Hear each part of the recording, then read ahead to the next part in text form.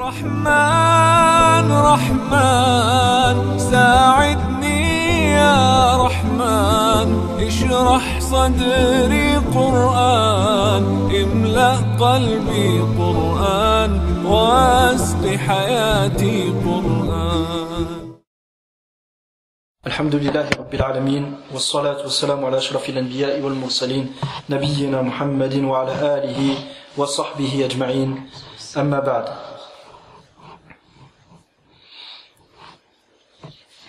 ذكر الشيخ في مقدمته في الصفحة الخامسة قال سئل عبد الله بن مسعود رضي الله عنه يا أبا عبد الرحمن ما الصراط المستقيم. Donc Abdullah ibn Mas'ud radiyallahu anhu fut questionné, on lui dit Ya Aba Abdurrahman, ô Abu Abdurrahman. Pourquoi en français je dis ô Abu Abdurrahman alors qu'en arabe on dit Ya Aba Abdurrahman? Parce que harfun nida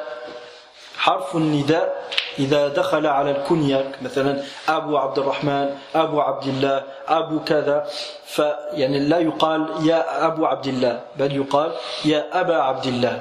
Donc on ne dit pas Ya Abu Abdillah ou Ya Abu Abdurrahman, on dit Ya Aba Abdurrahman. D'accord? Donc quand il y a une kunya, c'est quoi la kunya? C'est un nom composé de deux mots, Abu et à la fin Abu et un prénom par après. Ou sinon Ummu et puis un prénom par après. D'accord? La kunya est une sunna, le prophète sallallahu alayhi wa sallam nous a recommandé An natakanna fawassana bitakanni wa hathana alayh. والأفضل أن تتكنى ب يعني أن تتخذ في كنيتك اسم أكبر أبنائك. Donc le mieux c'est que tu prennes dans ta kunya le nom du plus grand de tes enfants. Donc si le plus grand de tes enfants s'appelle Abdullah, ce sera Abu Abdillah. Si c'est Omar, Abu Omar, et ainsi de suite. D'accord? Et puis ومن ليس له ابن, par exemple si une femme n'a pas d'enfant, comme c'était le cas de Aïcha radiyallahu anha, فيسن لها أن تتكنى باسم ابن أختها كما فعلت يا أم عبد الله. Donc si la femme n'a pas d'enfant, la sunna c'est qu'elle prenne le nom du fils de sa sœur. Comme faisait Aïcha radiyallahu anha, on l'appelait Abdillah. Pourtant elle n'avait pas d'enfant. Mais Abdullah qui était-il? Kana Abdullah ibn Asma binti Abi Bakr radiyallahu anha. Donc Abdullah ibn Zubayr était le fils de Asma, la sœur de Aïcha radiyallahu anha. Donc Aïcha se nommait Abdillah. Et Abdullah c'était le fils de Asma binti Abi Bakr, et c'était qui était marié à Zubayr ibn al-Awwam, qui fait partie des 10 à qui le paradis a été annoncé dans un même hadith. Al-Ashr al-Mubashirin bil-Jannah. Beaucoup se trompent. الكثير يظن بأن العشر المبشرين بالجنة هم فقط من يشهد لهم بالجنة من الصحابة، وهذا خطأ. فالعشر المبشرين بالجنة هم من بشروا بالجنة في حديث واحد، أما غيرهم من الصحابة فقد بشروا به في الآيات الأخرى رضي الله عنهم ورضوا عنه وأعد لهم جنات تجري من تحتها الأنهار. آيات كثيرة في الصحابة رضوان الله عليهم. Donc beaucoup se trompent et pensent que lorsqu'on dit les 10 à qui le paradis a été annoncé, c'est que le seul à qui le paradis est annoncé, c'est 10 parmi les compagnons. Quant aux autres compagnons, on ne peut pas dire qu'ils sont au paradis. Ça c'est une erreur, parce que le but pour lequel on les a appelés, ces 10 compagnons-là, les al-Ashr al-Mubashirin bil-Jannah, les 10 à qui le paradis a été annoncé, c'est-à-dire les 10 à qui le paradis a été annoncé dans un même hadith. Ça ne veut pas dire que les autres sahaba radwanullahi alayhim, le paradis ne l'aurait pas annoncé. Il y a d'autres textes qui montrent que les autres sahaba seront aussi au paradis. On témoigne que tous les compagnons sont au paradis, pas que les 10 radwanullahi alayhim. طيب. سئل عبد الله ابن مسعود رضي الله عنه يا أبا عبد الرحمن ما الصراط المستقيم. Il lui a été dit, ô Abu Abdurrahman, qu'est-ce que le chemin droit? Et quel est le chemin droit? قال تركنا رسول الله صلى الله عليه وسلم في أدناه وطرفه في الجنة عن يمينه جواد أي طرق وعن يساره جواد أي طرق. Donc il dit, nous sommes en bas du chemin. Nous sommes en bas du chemin, puis à droite de ce chemin-là, il y a des chemins. À droite de ce chemin, il y a le paradis.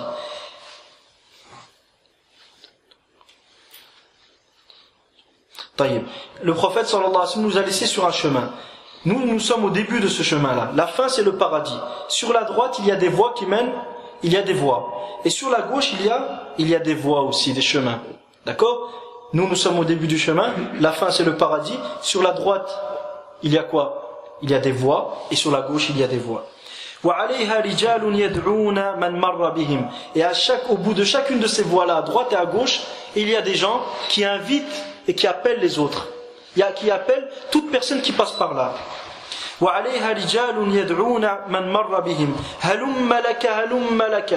Ils lui disent quoi? Viens par ici, viens par ici.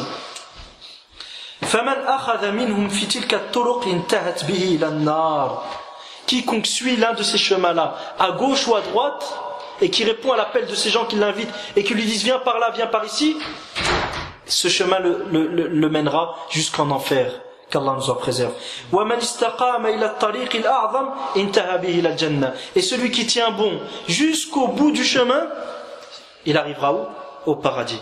نسأل الله تبارك وتعالى الجنة ونعوذ به من النار. ثم تلا ابن مسعود رضي الله عنه وأن هذا صراطي مستقيما فاتبعوه ولا تتبعوا السبل فتفرق بكم عن سبيله ذلكم وصاكم به أي أمركم به لعلكم تتقون. Puis Ibn Mas'ud رضي الله عنه a récité le verset وأن هذا صراطي مستقيما, et certes ceci, cette voie est mon chemin droit. Fattabi'uh, suivez-le donc, wala tattabi'us subul, et ne suivez pas les voies, les autres chemins, qui sont ceux qu'Ibn Mas'ud a détaillés, à savoir à droite et à gauche, et au bout desquels se trouve une personne qui appelle, viens par ici, viens par là. C'est-à-dire qu'il te demande de le suivre.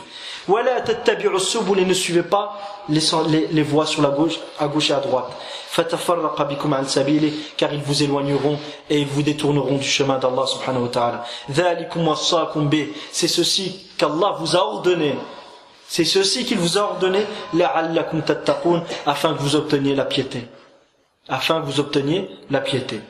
Al-Masdar, al-i'tisam, l'imam Abi Ishaq al-Shatibi, rahimahullah, al-Juz' al-Awwal, les références, le livre al-i'tisam de l'imam Abu Ishaq al-Shatibi, rahimahullah. Qui est l'imam Abu Ishaq al-Shatibi? L'imam Abu Ishaq al-Shatibi, rahimahullah, il a deux ouvrages qui sont connus. Al-Muwafaqat et al-i'tisam. Le premier c'est quoi? C'est le Muwafaqat. Al-Muwafaqat, usul al-fiqh. Laysa usulan al-fiqh. Donc le Muwafaqat, c'est un livre qui traite de quoi? Des fondements, des principes de base à partir desquels les fondements de la jurisprudence sont déterminés. C'est quoi les fondements de la jurisprudence? C'est les bases de l'argumentation pour comprendre Allah et son prophète sallallahu alayhi wa sallam. Donc l'imam Shatibi rahimahullah va te donner les bases pour que tu puisses comprendre les bases pour comprendre Allah. Et c'est une science qui est très très importante. Donc l'imam Shatibi a écrit ce premier livre, puis il a écrit un autre livre aussi, entre autres Al-I'tisam, dans lequel il parle de l'bid'a, de l'innovation et des dangers de l'innovation et comment reconnaître une innovation. كيف تعرف البدعة وكيف تفرق بين البدعة والسنة ودرجات البدع وإلى غير ما ذكر رحمه الله تعالى.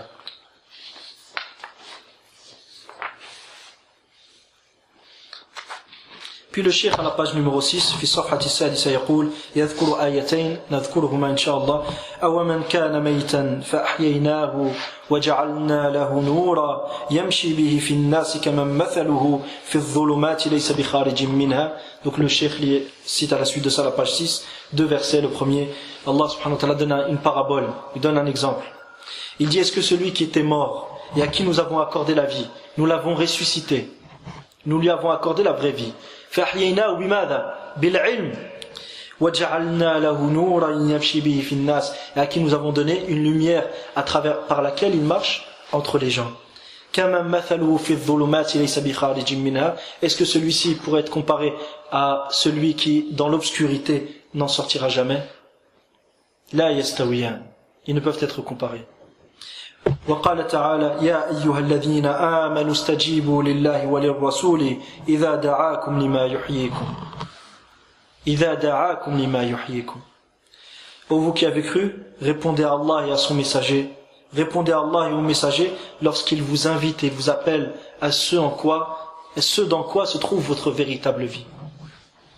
قيل القرآن وقيل غير ذلك. Il a été dit le Coran, il a été dit d'autres choses. Ce qu'Allah a ordonné, c'est ça la véritable vie. Sans Allah subhanahu wa ta'ala, on ne trouvera jamais notre véritable repos intérieur, ni le véritable équilibre que l'être humain recherche. فالاستقرار النفسي لن تجده في غير طريق الله سبحانه وتعالى أو على غير سبيل محمد صلى الله عليه وسلم. Puis le cheikh dit, liman hadha al-kitab, à qui est adressé ce livre? إننا نتوجه في خطابنا هذا ليس فقط إلى العلماء العاملين الذين أضاءوا لهذه الأمة طريقها. Il dit dans ce livre, nous ne nous adressons pas simplement aux savants, al-amilin, qui mettent en pratique leur science et qui ont éclairé le chemin à cette communauté. وليس فقط إلى الربانيين الذين يربون أمتهم على صغار المسائل العلم قبل كبارها. Et de même, nous ne nous adressons pas simplement aux rabbaniyin. Qui sont les rabbani? Allah subhanahu wa ta'ala dit ولكن كونوا ربانيين بما كنتم تعلمون الكتاب وبما كنتم تدرسون. Allah dans le Coran nous dit mais soyez des rabbaniyin par ce que vous appreniez du livre et ce que vous appreniez aux gens du livre et ce que vous appreniez vous-même de ce livre-là. Que veut dire al-Rabbani? Al-ulama, ils ont dit quoi? Ils ont dit al-Rabbani huwa alladhi yu'allimu an-nasa sighara al-ilmi qabla kibarihi.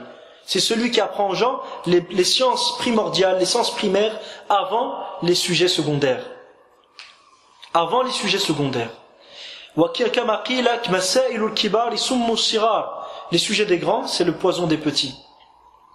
Si quelqu'un qui va apprendre le fiqh tout de suite, il prend Nail al-Awtar de l'imam Shawkani, il va se perdre, il va être perdu. Ou sinon il prend le fiqh al-Madhahib al-Arba'a, ou le fiqh selon les 4 écoles juridiques, il va être perdu. C'est pas comme ça qu'on apprend l'ilm. L'ilm, tu le prends comment? Tu prends d'abord les outils de cette science-là. تتعلم أدوات العلم يعني اللغة العربية وغير ذلك من أدوات العلوم الشرعية. Puis quand tu as appris les outils de base de la science, à ce moment-là, tu peux te permettre par après, lorsque tu auras atteint le niveau, de te lancer dans autre chose. فإذا تعلمت مبادئ العلوم الشرعية تنطلق يعني بعدها في غيره من العلوم إذا كنت يعني أهلا لذلك. Si tu es disposé à apprendre les autres sciences, à ce moment-là tu te lanceras dans cette quête de la science. Mais ne te lance pas la quête de la science sans avoir appris les bases. N'importe qui aujourd'hui intervient et parle dans la religion d'Allah subhanahu wa ta'ala. Wallahi al-azim, que c'est pas une blague que je raconte. J'ai rencontré quelqu'un il y a quelques jours, il a fait le tafsir d'un verset du Coran. Je lui ai demandé qui t'a précédé. Il a dit j'ai pas besoin de quelqu'un qui m'a précédé. C'est quoi le dalil que je dois avoir quelqu'un qui m'a précédé pour que je puisse expliquer le verset de cette manière-là? Faya subhanallah al-azim, on arrive à quelle époque aujourd'hui? Il faut prouver à la personne qu'il n'a pas le droit de parler sur Allah sans science. Qui te dit que j'ai pas le niveau? Mais mon frère, t'as à peine la vingtaine. Et même si t'avais plus, ils sont les outils de tafsir le Coran. Nous, après 30, 40 ans, on ne pourra pas faire tafsir le Coran de nous-mêmes. Comment tu peux te permettre de faire tafsir le Coran de toi-même? Il est où le dalil? Il a dit.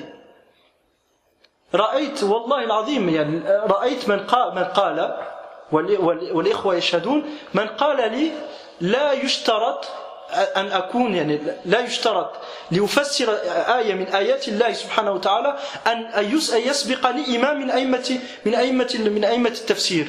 ليس بالشرط. وما دليلك؟ وأنكر عليه وقام عليه الدنيا ولم يقعدها. ما دليلك على أنه يشترط علي لأفسر آية من كتاب الله سبحانه وتعالى أن يسبقني إمام من أئمة التفسير؟ فسبحان الله إن كانت الأمور يعني التي لا تحتاج إلى دليل شرعي يعني تفهم بمجرد الفطرة. أي مسلم يدخل الإسلام يفهم بأن ليس له أن يفسر القرآن بعقله. N'importe quel musulman, il sait très bien qu'il ne peut pas expliquer le Coran de lui-même. Si maintenant il faut prouver ce genre de choses,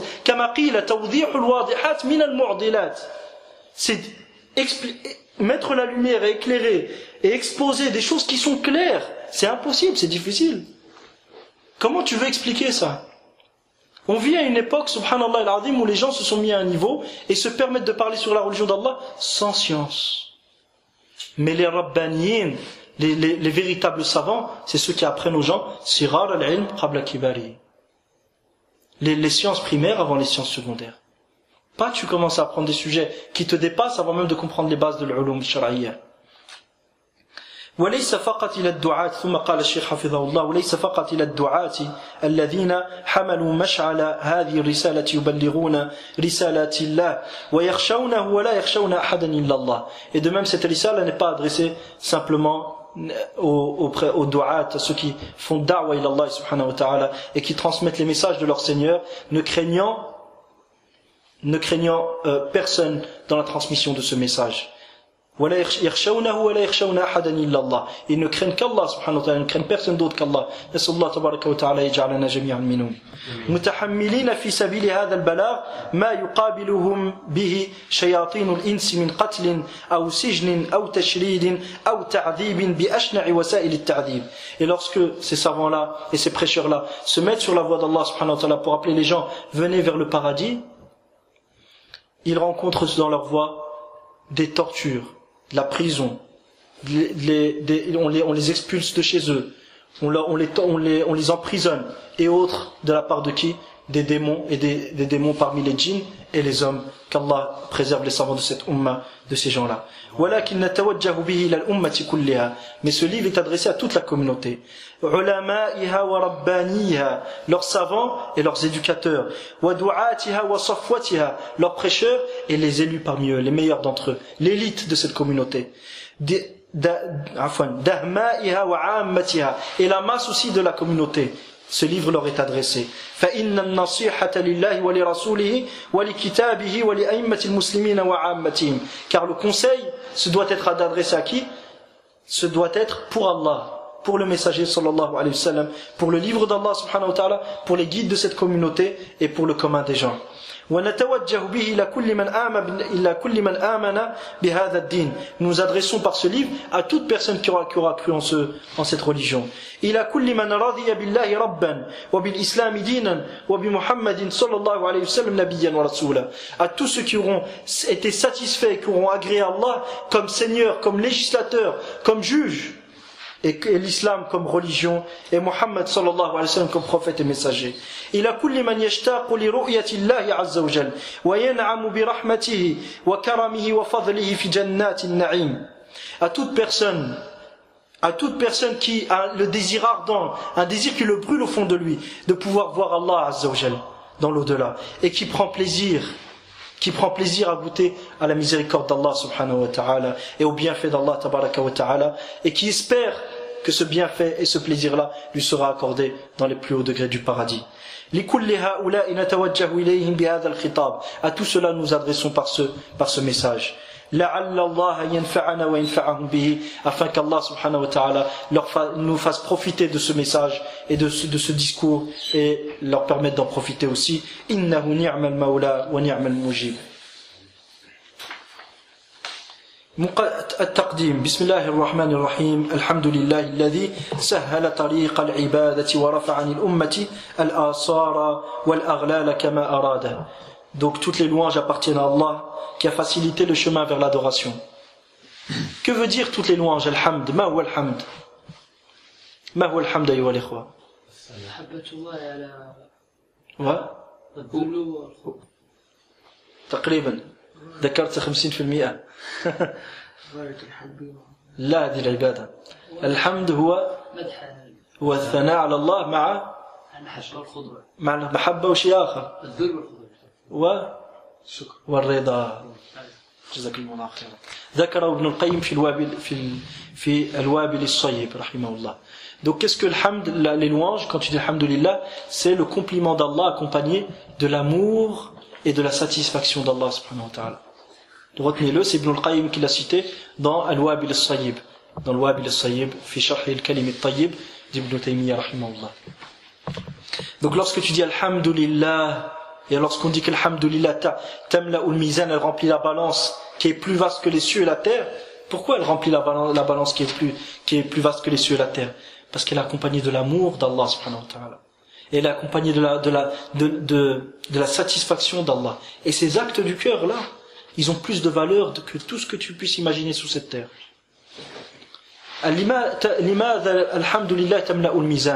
لأن الحمد لله والثناء على الله مع كمال المحبة والرضا بالله. فهذه المحبة وهذا الرضا يملأ الميزان وهو أفضل وأغلى من كل ما في الأرض وما في السماء. فلذا تملأ الميزان مع أن الميزان أكبر من السماوات السبع.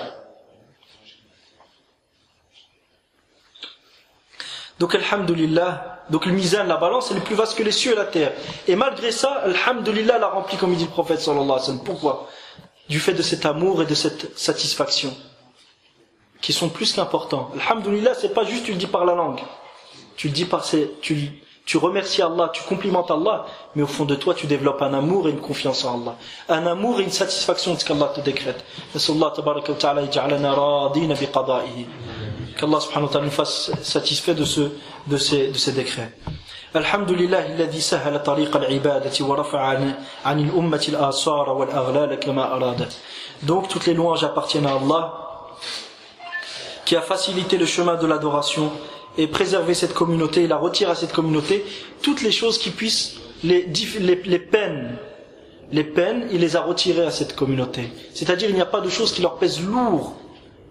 Ma ja'ala lakum fi din min haraj, la gêne. Allah subhanahu wa ta'ala n'a pas mis de gêne à cette communauté.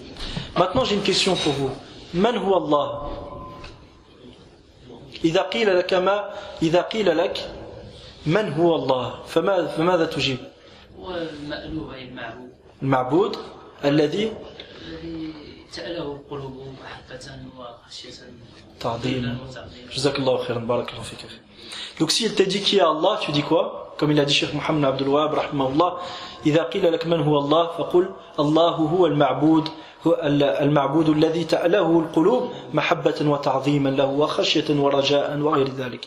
C'est celui que Allah est celui que les cœurs divinisent. C'est l'être adoré, le seul qui mérite d'être adoré, que les cœurs divinisent et adorent par amour, respect, satisfaction, par humilité devant lui, par confiance en lui, par espoir et crainte. Je répète, Allah est celui que les cœurs divinisent et adorent par amour, humilité, respect, satisfaction, espoir, crainte et confiance intérieure. D'accord? Alhamdulillah alladhi sahala tariq al-ibadati wa rafa'a 'an al-ummati al-asara wal-aghlal kama arada wa hada man sha'a min khalqihi wa aslaha fu'ada. Celui qui a guidé qui il a voulu parmi ses serviteurs et il a purifié leur cœur et a fait que leur cœur soit des cœurs qui soient bons et qui soient acceptés, et dont il est satisfait. Wa ahmaduhu ala jazili fadlihi wa imdadihi. Je le remercie donc d'un amour complet, je le remercie d'un remerciement accompagné d'amour et de satisfaction pour ces énormes bienfaits et ce qu'il m'accorde jour et nuit. Wa ashhadu an la ilaha illa Allah wahdahu la sharika lah fil khalqi wal mulki wal irada. Et je témoigne qu'il n'y a de véritable divinité qu'Allah. Il n'a nul associé, ni dans sa création, ni dans son royaume, ni dans l'irada, dans sa volonté. Wa ashhadu anna Muhammadan abduhu wa rasuluhu. Et je témoigne que Muhammad est son serviteur et messager. Alladhi istafahu wa faddalahu bir risalati ila jami'i ibadihi. Celui qu'Allah subhanahu wa ta'ala a élu et qu'il a anobli et favorisé, qu'il a favorisé par le message par lequel il l'a envoyé à l'ensemble de ses créatures. وعلى آله وصحبه وأصحابه وأحفاده وسلم تسليما كثيرا. Ainsi que sur sa famille, ses compagnons, ses descendants, et qu'Allah le préserve de tous méfaits en ce bas monde, qu'Allah le préserve de tous méfaits, et sa famille qui sont vivants et ceux qui le suivent qui sont vivants, qu'Allah les préserve de tous méfaits en ce bas monde et dans l'au-delà. أما بعد فقد تصفحت يعني هذه المقدمة عفوا للشيخ عبد الله بن جبرين رحمه الله. قال فقد تصفحت هذه الرسالة وقرأت الكثير منها. Il dit j'ai lu cette risala, c'est-à-dire je l'ai feuilleté et j'ai lu une grande partie de cette risala. فرأيتها مناسبة لهذا الزمان. Je considère donc que cette risala concorde avec ce dont on a besoin à notre époque. في دعوة الأمة إلى التمسك بالكتاب والسنة. Car cette communauté aujourd'hui a besoin d'être invitée, appelée à s'attacher au livre et à la sunna du prophète sallallahu alayhi wa sallam, au livre d'Allah et à la sunna du prophète sallallahu alayhi wa sallam. ونبذ الخلافات المذهبية والمحدثات العقدية التي سببت اضطراب الأمن وخوف الأكثر من المخلوق لا من الخالق. Et cette communauté aussi a besoin de délaisser les divergences entre les différentes écoles. Ces divergences-là, qui ne sont pas, c'est-à-dire qu'ils ne sont, on n'est pas, ils ne méritent pas autant d'importance. Ils ne méritent pas d'être élevés à des choses aussi, à un niveau aussi grand. Imaginez la divergence qu'on a le droit de jeûner le samedi ou pas. Ou la divergence, est-ce que laisser le pantalon en dessous de la cheville sans orgueil, c'est haram ou makruh? On ne doit pas se déclarer des guerres pour ça. La communauté est dans une situation beaucoup plus délicate. Il y a des choses beaucoup plus importantes. Il y a eu des khilafs entre les ulama sur ces sujets-là. On ne doit pas, nous, aujourd'hui, faire de ces sujets-là des sujets sur base desquels on va s'allier, on va se désavouer. هذه الخلافات كالخلاف مثلا في إسبال الإزار بلا خيلاء هل هو حرام أم مكروه أو في جواز صيام يوم السبت أو غيرها من الخلافات المذهبية أو الخلافات الفقهية التي لا ترقى إلى أن تكون مما ينبغي فيه الولاء مما ينبغي عليه الولاء والبراء. هذه الخلافات لا ينبغي أن تفرق الأمة بل ينبغي أن تنبذ بمعنى أنك تعمل بما تظنه أقرب إلى الصواب والآخر يعمل بما يظنه أقرب إلى الصواب وخلاص انتهى الأمر. أما أن نوالي ونعادي من أجل هذه المسائل كما يفعله بعض الناس فهذا ليس من الدين بشيء. هذا ليس من الدين في شيء. Et de même, les al-muhdathat al-aqadiyya, les innovations dans la croyance qui sont apparues et qui ont fait que les gens ils aient plus peur des créatures que d'Allah subhanahu wa ta'ala. فجعلت هذه المحدثات العقدية جعلت الناس يخافون من المخلوق أكثر من خوفهم من الله عافاني الله وإياكم من ذلك. ووقوع الفتن والاضطرابات والزعازع وتسليط الأعداء وحرصهم على إبادة الإسلام والقضاء على كل من ينتمي إلى الدين ويتسمى بأسماء المسلمين. Car aujourd'hui ce qu'on peut observer c'est quoi? C'est que les ennemis d'Allah subhanahu wa ta'ala font tout ce qu'ils peuvent pour détruire cette communauté et détruire les bases même de cette communauté. Les bases, ils appellent ces gens-là dont ils essayent de mettre ces gens à qui qu'ils combattent et à qui ils veulent mettre un terme, et donc c'est pas à eux directement qu'ils veulent mettre terme, mais c'est à leur croyance. Ils appellent usuliyin, les fondamentalistes. Mais ce principe-là qui est de revenir à la religion et au fondement de la religion, c'est sur base de ce principe que la victoire a été donnée à la communauté auparavant. Et comme il disait l'imam Malik rahimahullah ta'ala, lan yasluha amru hadhihi al-umma la situation de la fin de cette communauté, des dernières générations de cette communauté ne pourra retrouver sa stabilité que sur base des choses qui ont été la cause de la stabilité des premiers. C'est-à-dire qu'on ne pourra être victorieux que si on suit le chemin des premiers. Comme les premiers, la victoire leur a été donnée. Comme les premiers, ils ont réussi, ils ont obtenu le bonheur en ce moment et dans l'au-delà. Pour qu'on puisse obtenir la même chose, il faut qu'on revienne à ce sur quoi étaient ces gens-là. ولا شك أن أعداء الله أعداء لأوليائه المؤمنين فمتى رجع أهل هذا الدين إلى تحكيم الشريعة والتمسك بالكتاب والسنة ولزوم وصية النبي صلى الله عليه وسلم بقوله عليكم بسنتي وسنة الخلفاء الراشدين المهديين من بعدي تمسكوا عليها وعضوا عليها بالنواجذ فإن النصر حليفهم كما حصل لأسلافهم. Donc, à partir du moment où cette communauté reviendra à l'application du livre d'Allah subhanahu wa ta'ala et la sunna de son prophète sallallahu alayhi wa sallam, et ils s'attacheront au conseil du prophète sallallahu alayhi wa sallam lorsqu'il dit je vous conseille et attachez-vous fortement à ma sunna et à la sunna de mes califes bien guidés après moi.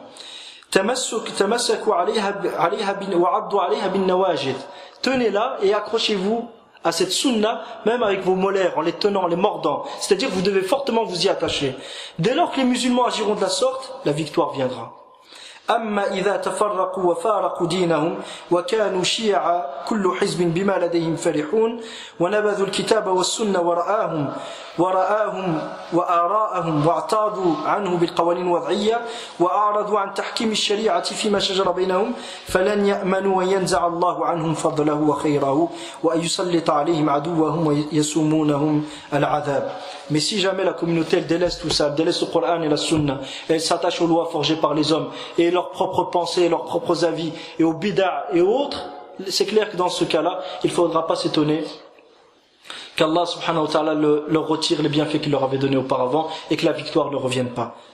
Nas'alullah al-afwa wal-afiyata wal-hayata at-tayyiba. Nous demandons donc à Allah de nous pardonner, même si on ne le mérite pas, wal-afiya de nous préserver, wal-hayata at-tayyiba, et nous accorder une belle vie. Wallahu a'lam, et Allah demeure le plus savant. Wa sallallahu ala Muhammad wa ala alihi wa sahbihi wa sallam. Katabahu Abdullah ibn Abdurrahman et Al-Jibrin, rahimahullah ta'ala. Donc le cheikh est décédé il y a quelque temps. Rahimahullah rahmatan wasi'a. يقول الشيخ بعد ذلك الشيخ عبد المجيد الشاذلي حفظه الله إن الحمد لله نحمده ونستعينه ونستغفره ونعوذ بالله من شرور أنفسنا ومن سيئات أعمالنا من يهده الله فلا مضل له ومن يضلل فلا هادي له وأشهد أن لا إله إلا الله وحده لا شريك له وأشهد أن محمدا عبده ورسوله يا أيها الذين آمنوا اتقوا الله حق تقاته ولا تموتن إلا وأنتم مسلمون. Donc vous qui avez cru, craignez Allah comme il le mérite, c'est-à-dire préservez-vous du châtiment d'Allah comme Allah le mérite. ولا تموتن إلا وأنتم مسلمون, et ne mourrez qu'en étant musulmans. C'est-à-dire faites tout pour mourir musulman. Agissez en tant que musulman dans votre vie et vous mourrez musulman à votre mort. يا أيها الناس اتقوا ربكم الذي خلقكم من نفس واحدة وخلق منها زوجها وبث منهما رجالا كثيرا ونساء واتقوا الله الذي تساءلون به والأرحام إن الله كان عليكم رقيبا. Donc Allah subhanahu wa ta'ala dans ce verset s'adresse aux gens et il leur dit aux gens, craignez votre Seigneur, préservez-vous du châtiment de votre Seigneur. Que veut dire se préserver?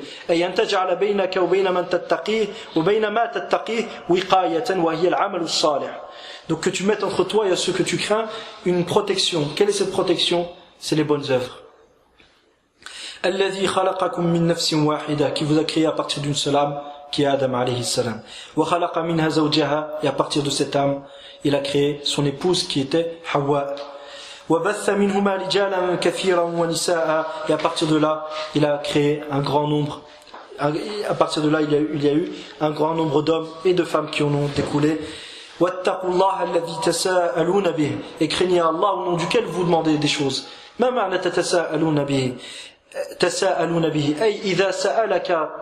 إذا سئلت عفوا إذا احتجت إلى شيء وسألت غيرك بسم الله بأن قلت له بالله عليك يعني أعطيني كذا وكذا أو أرجو أن تساعدني في كذا وكذا فالإنسان الذي تسأله وهو المسلم هذا تعظيما لاسم الله تبارك وتعالى وتعظيما لله فإنه يعطيك ما سألته. فالله سبحانه وتعالى يقول واتقوا الله الذي تساءلون به, أي لما تسألوا شيئا باسمه تبارك وتعالى يعطى لكم فاتقوا الله إذن.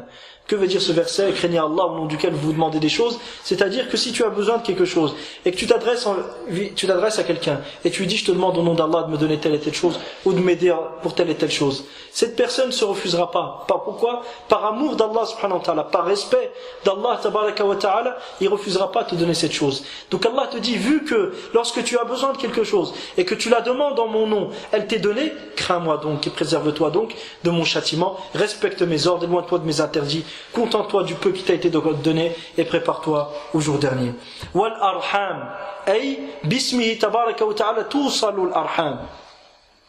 باسمه توصل الأرحام فقد تكون غاضبا على أهلك وغاضبا على أقاربك ولكن تذكرت أن الله أمر بصلة الأرحام فتحمل نفسك على مواصلتهم وعلى السؤال عنهم ومساعدتهم باسم من؟ لمن تفعل ذا؟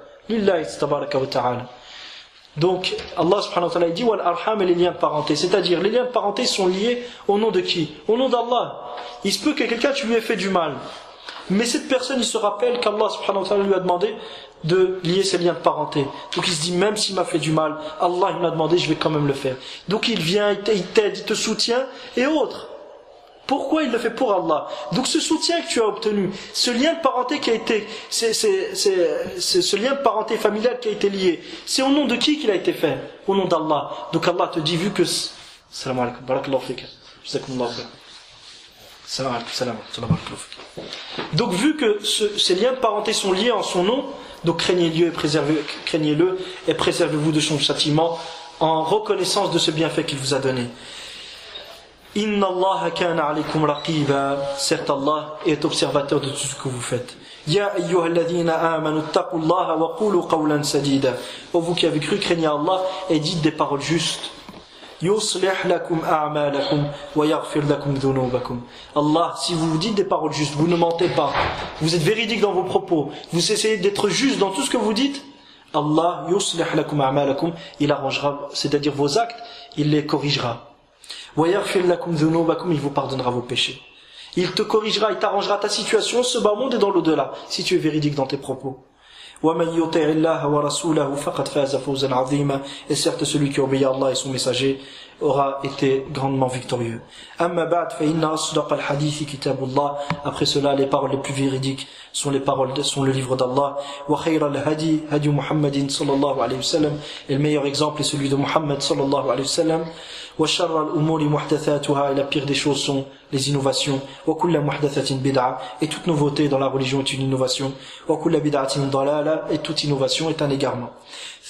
ثم أما بعد فقد حذرنا الله تعالى من فتنة الحياة الدنيا. قال تعالى اعلموا أنما الحياة الدنيا لعب ولهو وزينة وتفاخر بينكم وتكاثر في الأموال والأولاد كمثل غيث أعجب الكفار نباته ثم يهيج فتراه مصفرا ثم يكون حطاما وفي الآخرة عذاب شديد ومغفرة من الله ورضوان وما الحياة الدنيا إلا متاع الغرور. يعلمنا ربنا تبارك وتعالى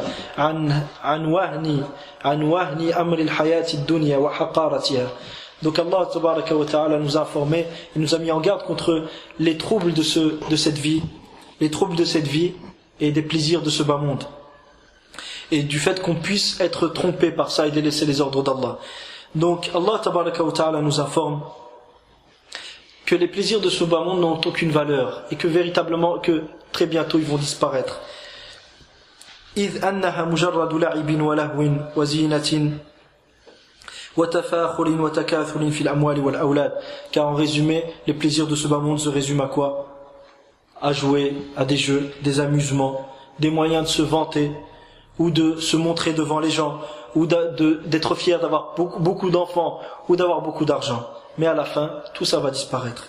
ويزيد ربنا تبارك وتعالى أمرها إيضاحا فيمثلها بالمطر الذي يأتي بعد قنوط الناس لينبت الزرع الأخضر النضر الذي يعجب الزراع ثم يهيج ذلك الزرع فيرى مصفرا ثم يصبح حطاما يبسا. Puis Allah subhanahu wa ta'ala donne en parabole la pluie qui descend sur terre. Puis il y a des cultures qui en sortent. Puis avec le temps, ces cultures-là, ils finissent par périr et disparaître jusqu'à n'avoir aucune valeur aux yeux des gens. C'est comme ça qu'est la vie. Les plaisirs que tu obtiens, au moment où tu les obtiens, si tu y tiens, mais avec le temps, qu'est-ce qui se passe? Ils finissent par diminuer. Ton cœur ne s'y attache plus autant. Et à la fin, ils n'ont aucune valeur. Et ça, tu peux le voir dans ta vie. Imagine-toi que tu as envie d'avoir une chose. N'importe quelle que soit la chose dans la vie. Dès que tu l'as entre les mains, tu es content le premier, deuxième jour, troisième jour, 1 mois, 2 mois ça diminue, 3 mois, 1 an t'en as rien à faire, 2 ans t'es dégoûté de voir cette chose, et après, elle n'a plus aucune valeur à tes yeux. C'est ça la vie. C'est comme ça la vie. أي شيء تملكه في حياتك تفرح به في اليوم الأول والثاني والثالث ثم ينقص بعد شهر لا تبالي به أو ينقص من قلبك بعد سنة يعني لم تعد تنظر إليه وبعد 2 3 بل تكره وجوده. هذه هي الحياة الدنيا. هذه هي الحياة الدنيا وهذه هي السنة الكونية في هذا الخلق في هذا الكون. Et c'est ça la règle universelle en ce bas monde.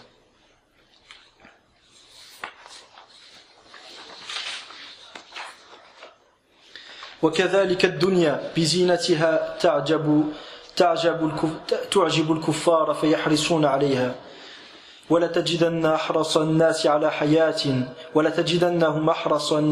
حياة ومن الذين أشركوا يود أحدهم لو يعمر 1000 سنة. Donc Allah subhanahu wa ta'ala nous informe aussi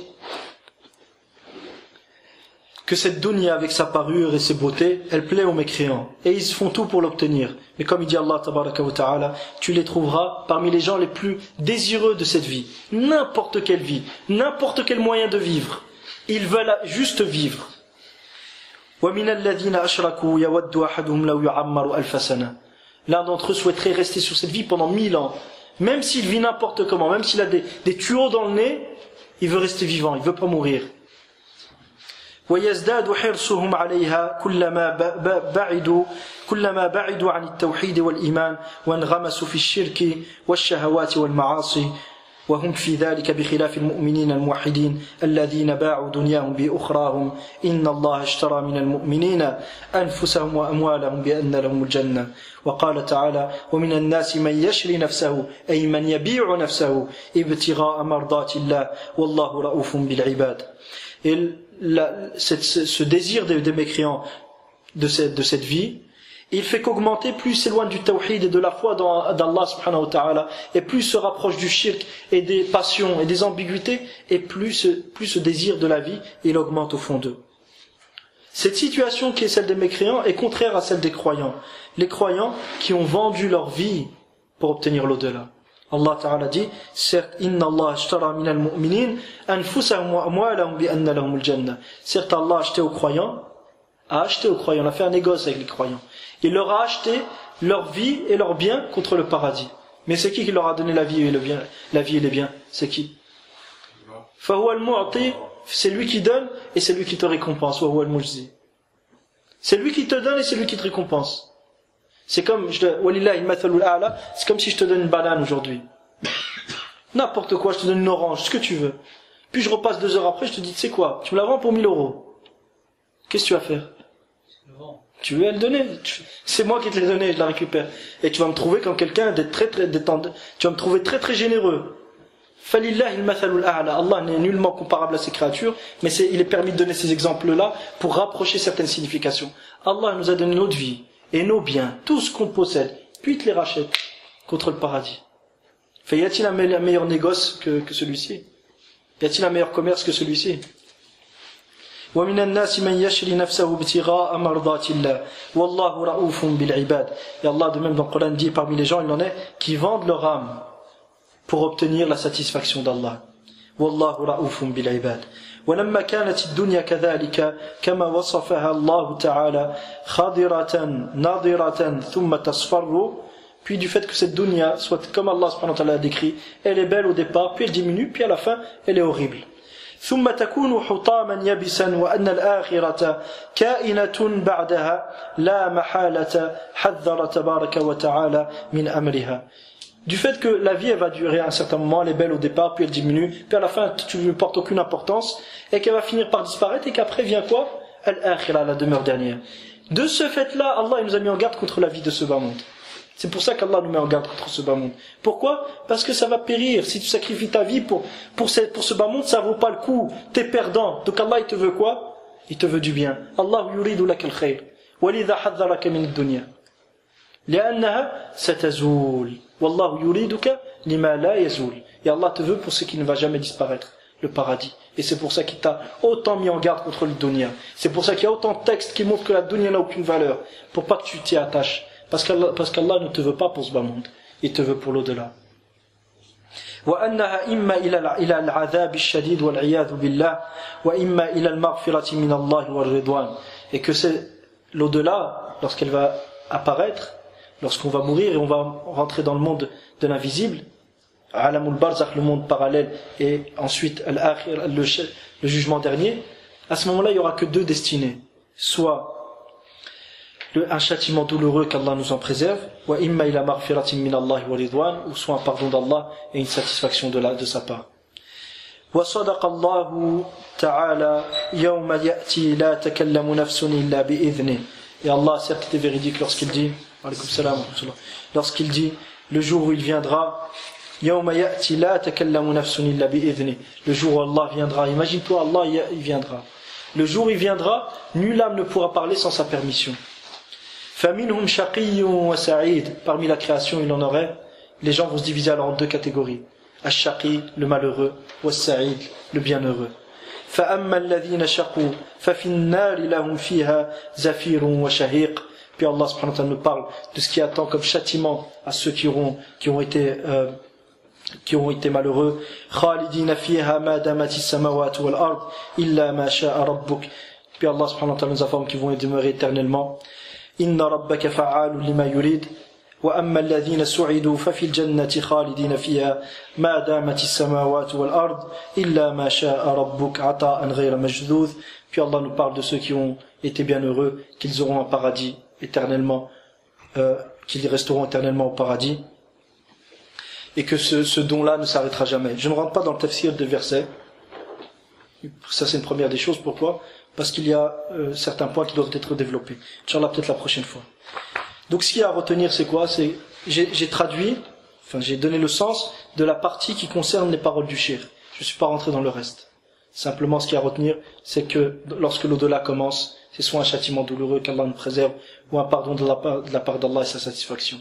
Donc c'est à nous de choisir notre chemin.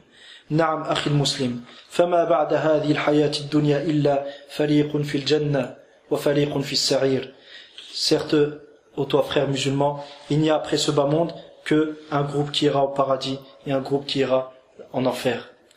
وعن هذا السعير يقول رسول الله صلى الله عليه وسلم ناركم هذه التي يوقد بنو آدم جزء من 70 جزءا من حر جهنم قالوا إن كانت لكافية أي لو كانت واحدة إن كانت لكافية يا رسول الله قال صلى الله عليه وسلم فإنها فضلت عليها ب69 جزءا كلها مثل حرها. Le hadith akhrajahu al-imam al-Bukhari rahimahullah ta'ala wa muslim. Donc dans ce hadith, le prophète sallallahu alayhi wa sallam, il dit au sujet de l'enfer, il dit le feu que vous avez en ce bas monde, c'est 1/70 du feu qu'il y a en enfer. Les sahaba, ils ont dit à Rasulallah, si c'était juste ça, ça nous aurait suffi. Si c'était juste ça qu'il y avait en enfer, ça nous aurait suffi pour tout faire pour s'en éloigner. La kanat kafiya ay kafiyatan linattaqiha. Elle aurait été suffisante pour qu'on s'en éloigne. Puis le prophète sallallahu alayhi wa sallam dit, le feu de l'enfer dans l'au-delà est au-delà du feu de ce bas monde, c'est-à-dire dans sa chaleur de 69 degrés. Qu'Allah nous préserve. Et chacun de ces degrés est aussi intense que le feu que tu puisses, c'est-à-dire la chaleur la plus grande que tu puisses imaginer en ce bas monde, la plus grande chaleur que tu puisses imaginer en ce bas monde, le feu de l'enfer, il le devance et il est au-delà par 69 degrés. Donc imaginez la chaleur qu'il y a dans l'enfer, qu'Allah nous préserve. وعن أقل الناس معاناة لحرها يقول صلى الله عليه وسلم أهون أهل النار عذابا أبو طالب وهو متنعل بنعلين وفي رواية البخاري على أخمص قدميه جمرتان يغلي منهما دماغه عافاني الله وإياكم. Est-ce que quelqu'un se connaît ce hadith, la traduction de ce hadith-là, que les personnes qui auront la personne qui aura le châtiment le plus bas en enfer, le moindre en enfer sera Abu Talib, il aura en dessous de ses pieds. Est-ce que quelqu'un connaît la traduction? Non, la traduction. Ala kulli hal, il aura quelque chose en dessous de ses pieds par lequel sa cervelle, son cerveau sera brûlé. Des braises en dessous du pied, c'est ça. Barakallahu fik akhi. Il aura 2 braises en dessous des pieds qui vont brûler qui vont brûler même son cerveau, qu'Allah nous préserve. طيب وعن أهل النار وعن أهل هذه النار وعن قيودهم وأغلالهم يقول عز وجل وترى المجرمين يومئذ مقرنين في الأصفاد سرابيلهم من قطران وتغشى وجوههم النار ويقول جل وعلا إذ الأغلال في أعناقهم والسلاسل يسحبون. En enfer, en fait, comment ça? Je ne sais pas si vous avez déjà vu les films de western. Vous avez vu comment ils mettent les hommes, ils leur mettent leur tête au milieu. Ils ont leur tête et leurs mains qui sont au même niveau dans un bois comme ça. Un carcan, c'est ça. Donc les gens de l'enfer, ils auront la même chose, mais c'est le nom qui se ressemble. Comment la manière dont ça va être dans l'au-delà, Allahu a'lam, mais sera terrible. Et ils seront traînés par ça en enfer. Et en enfer, ils y rentreront pas. Ils seront jetés en enfer. C'est-à-dire on te jette et puis tu tombes. Tu sais même pas où tu tombes. Puis le feu, il sera au-dessus de toi, en dessous, à gauche et à droite. Qu'Allah nous préserve. إذ الأغلال في أعناقهم والسلاسل يسحبون في الحميم ثم في النار يسجرون. Et puis une chose aussi qu'il faut s'imaginer, c'est que les hommes et les hommes serviront de combustible. C'est une chose encore plus terrible. Les flammes de l'enfer sont noires. ويقول سبحانه وتعالى خذوه فغلوه ثم الجحيم صلوه ثم في سلسلة ذرعها 70 ذراعا فاسلكوه.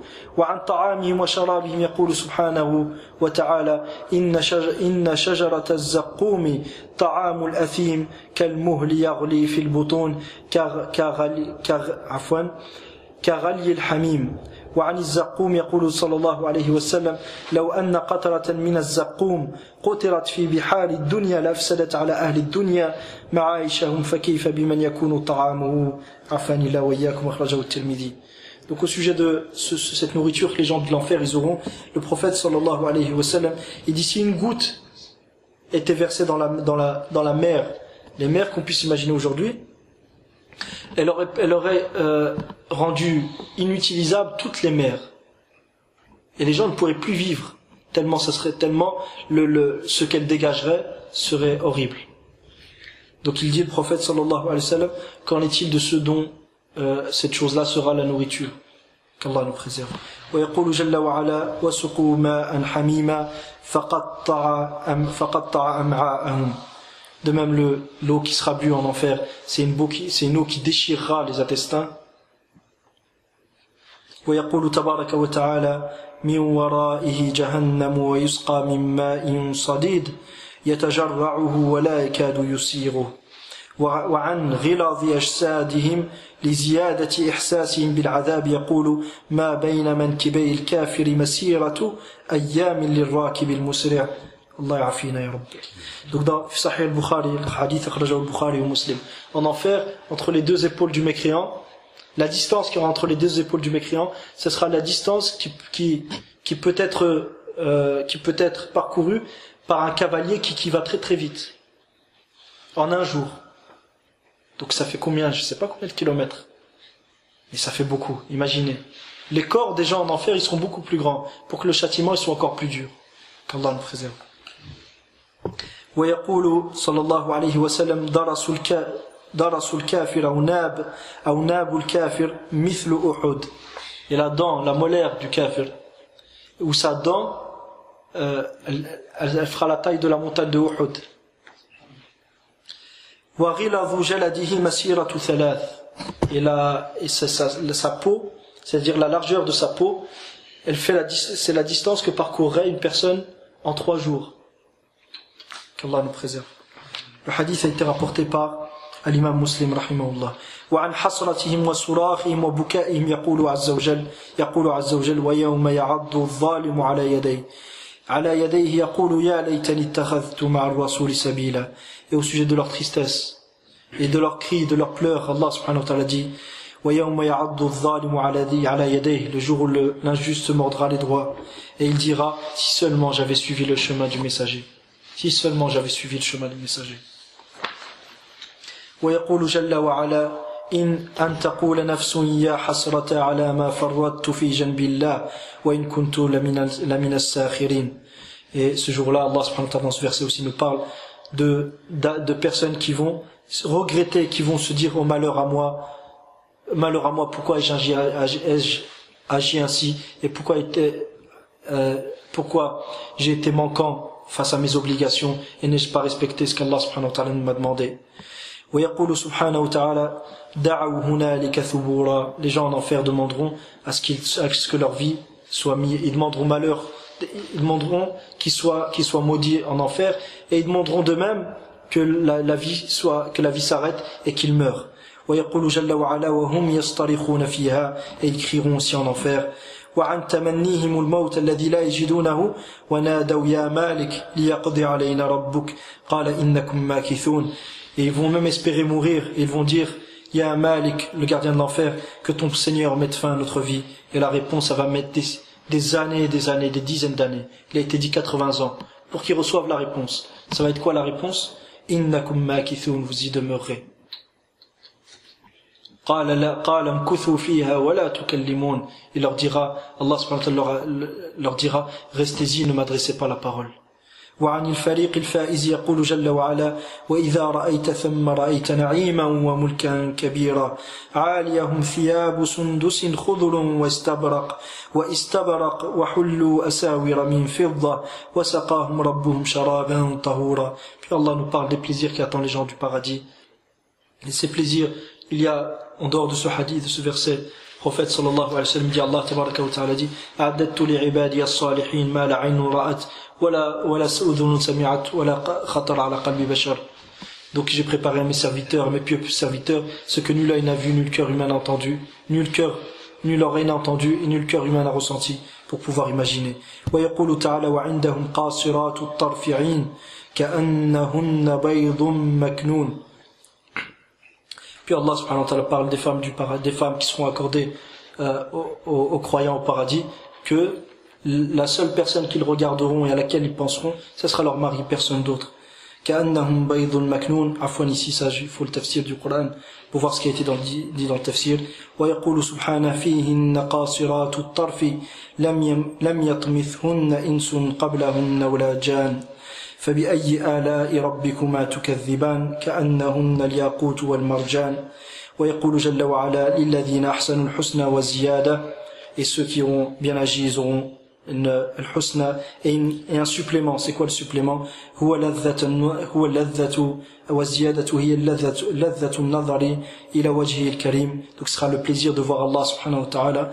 وهي لا تدانيها لذة ولا تقارن بها متعة حتى الجنة نفسها. Donc aucun plaisir ne peut être comparé à ce plaisir de voir Allah subhanahu wa ta'ala. Même le paradis, le plaisir du paradis ne peut être comparé au plaisir de voir Allah tabaraka wa ta'ala. Donc Inch'Allah, ici on s'arrête pour que la prochaine fois, Inch'Allah, on continuera en détail, en essayant de revenir sur cet ensemble de versets qui sont importants pour voir un peu ce qui a été dit dans le tafsir de ces versets. Je les ai évoqués simplement en tant que rappel général, mais pour s'arrêter sur chaque signification afin de comprendre réellement ce qui nous attend et pourquoi on doit apprendre ce tawhid pour lequel Allah a envoyé les prophètes et pourquoi on doit mettre en pratique ce qu'Allah nous a demandé et pourquoi on se doit d'apprendre le shirk pour l'éviter. Donc Inch'Allah on va revenir sur ces versets là en détail. Wa sallallahu wa sallam wa baraka ala nabiyyina Muhammad wa ala alihi wa sahbihi ajma'in walhamdulillahi rabbil alamin.